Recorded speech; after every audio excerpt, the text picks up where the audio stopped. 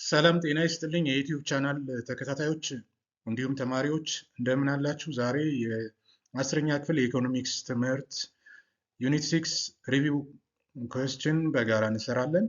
ከዛ በፊት ለዩቲዩብ ቻናሉ አዲስ የሆናችሁ ሰብስክራይብ፣ ላይክ፣ ሼር እንድታደርጉ በዚህ አጋጣሚ ጠይቃችኋለሁ።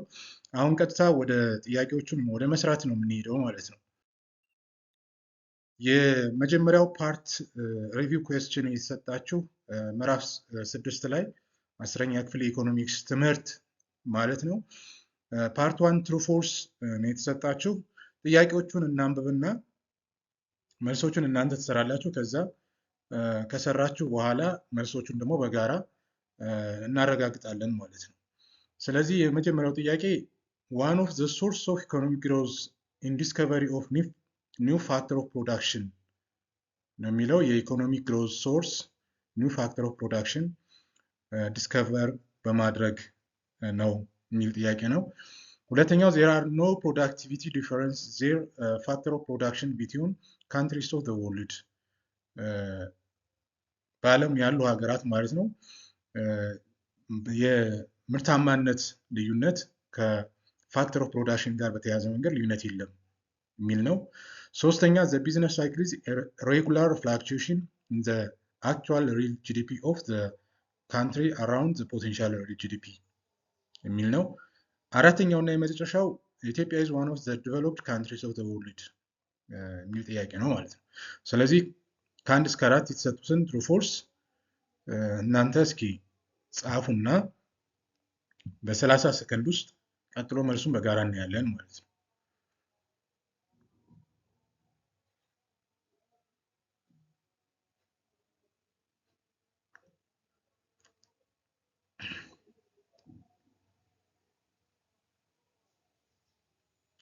አመሰግናለሁ ተማሪዎች። አሁን ቀጥታ ወደ መልሶቹ ነው የምንሄደው። የመጀመሪያው ጥያቄ መልስ one of the source of economic growth is discovery of new factor of production የሚለው ትሩ ነው። ፋክተር ኦፍ ፕሮዳክሽን የምንላቸው ከዚህ በፊትም እንደምናውቀው ላንድ፣ ሌበር፣ ካፒታል እና ኢንተርፕረነርሺፕ ነው።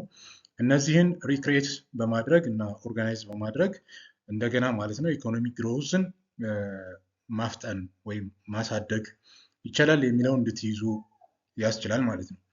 ሁለተኛው ጥያቄ there are no productivity difference in the factor of production between countries of the world የሚለው ፎርስ ነው።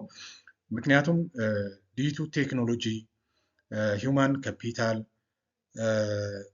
እንደዚሁም ደግሞ ፕሮዳክቲቪቲ ቴክኖሎጂ ጋር እና ፊዚካል ካፒታል ጋር በተያያዘ መንገድ ልዩነት እንዳለ መረዳት ትችላላችሁ። ለምሳሌ የአሜሪካን ወርከር የተሻለ ሞር ፕሮዳክቲቭ ናቸው። ሌላ አካባቢ ደግሞ ሌስ ዲቨሎፕድ ካንትሪ ያለው ሂውማን ካፒታል ደግሞ በተመሳሳይ መንገድ ሌስ ፕሮዳክቲቭ እንደሆነ እና ዲፈረንስ እንዳለ መረዳት ትችላላችሁ ማለት ነው። there is no difference የሚለው ትክክል አይደለም ማለት ነው። ሶስተኛው the business cycle is regular fluctuation in the actual real GDP of the country around the potential real GDP የሚለው የፎልስ ነው። እንግዲህ ቢዝነስ ሳይክል ዲፋይን ስናደርግ the up and down movement of economic activity ነው። ስለዚህ up and down movement ካለ irregular ነው። it is not regular ሚል ዴፊኒሽን ሊይዝ አይችልም ማለት ነው። ስለዚህ ሬጉላር ሳይሆን ኢሬጉላር ነው የሚለውን እንድትረዱ ነው። ኢትዮጵያ is one of the developed countries of the world የሚል ፎልስ ነው። እንግዲህ በመጽሐፋችሁ ሴክሽን 6.33 ላይ ታገኙታላችሁ። በአፍሪካ ወደ 33 የሚደርሱ ሊስት ዲቨሎፕድ ካንትሪ አሉ። ከዛ ውስጥ አንዷ ኢትዮጵያ እንደሆነች ያስረዳል ማለት ነው።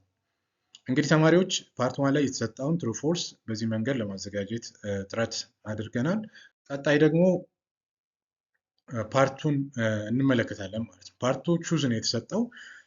ከተሰጡት አማራጮች ውስጥ የትኛው ትክክል እንደሆነ መምረጥ ይኖርባቸዋል።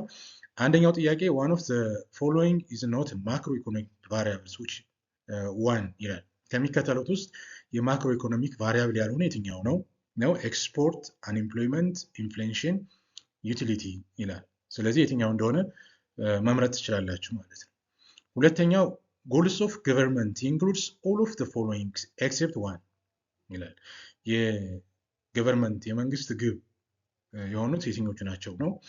decreasing unemployment, increasing economic growth, increase utility, controlling inflation ነው የሚለው። ስለዚህ አሁን ከተሰጡት አማራጮች የገቨርንመንት ጎል የሆነው ያልሆነ የትኛው ነው? ሶስተኛው ኢኮኖሚክ ግሮዝ is calculated by real GDP divided by population. real GDP this year minus real GDP last year divided by real GDP last year times 100 ነው። C total population divided by real GDP ነው። D none የሚል ነው። አራተኛውና የመጨረሻው the requirement for the long run economic growth are A continued increase in real GDP for many years, B increase in population for many years, C structural transformation from less productive agriculture to more productive industrial sector እና የመጨረሻው D A and C የሚል ምርጫ ነው የተቀመጠው ማለት ነው። ስለዚህ ከ1 እስከ 4 ያሉትን መልሶች ጻፉና መልሶቻቸውን በጋራ ስንመለከት ምን ማለት እንደሆነ ትረዳላችሁ ማለት ነው።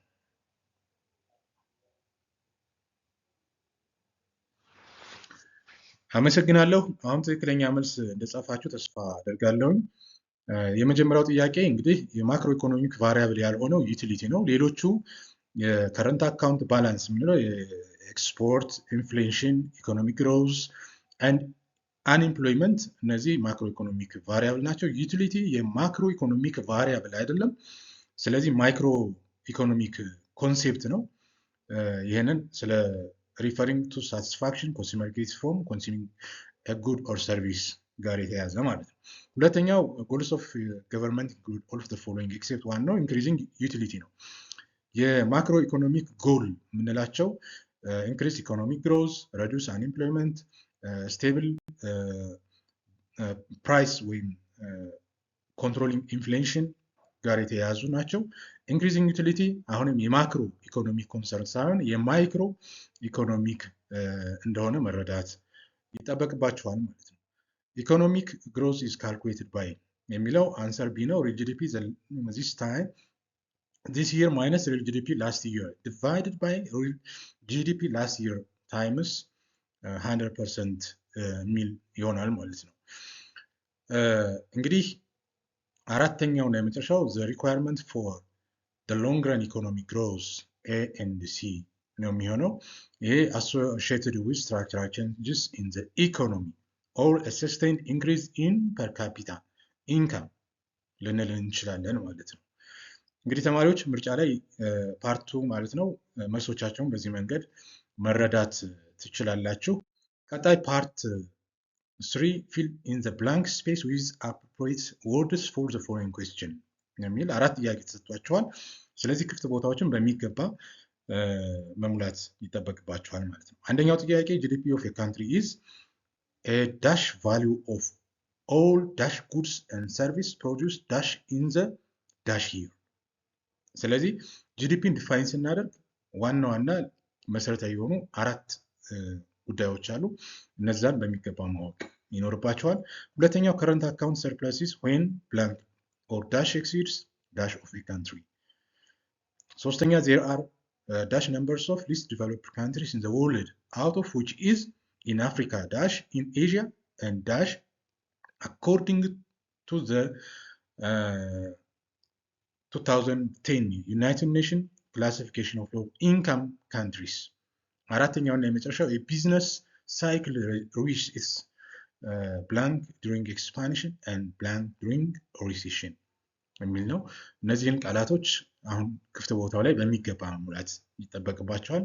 30 ሰከንድ ሰጥቻችኋለሁ። በዚህ ጊዜ ውስጥ ቶሎ ፈጥናችሁ ሙሉ።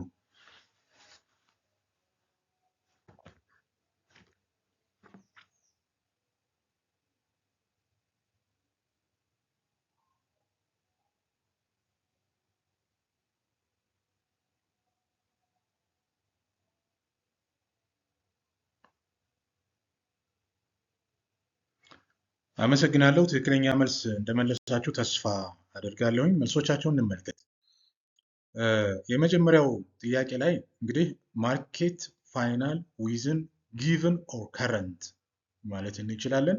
GDP of a country is a market value of all final goods and service produced within in the given or current year of a country ይሆናል ማለት ነው። ሁለተኛው current account surplus is when export exceeds import። ይሄ current account surplus እንላለን። ኤክስፖርት ከኢምፖርት ጋር እኩል ሲሆን current account balance እንላለን። ኤክስፖርት ከኢምፖርት ሌስ የሚሆን ከሆነ ወይ ኦር ኤክስፖርት ሌስ ኢምፖርት የሚሆን ከሆነ current account deficit ኦር ኢምፖርት ኤክሲድስ ኤክስፖርት የምንልም ከሆነ ደግሞ current account deficit እንላለን። ኦር ኢምፖርት ሌስ ኤክስፖርት ብንልም አሁን current account surplus እንላለን ማለት ነው።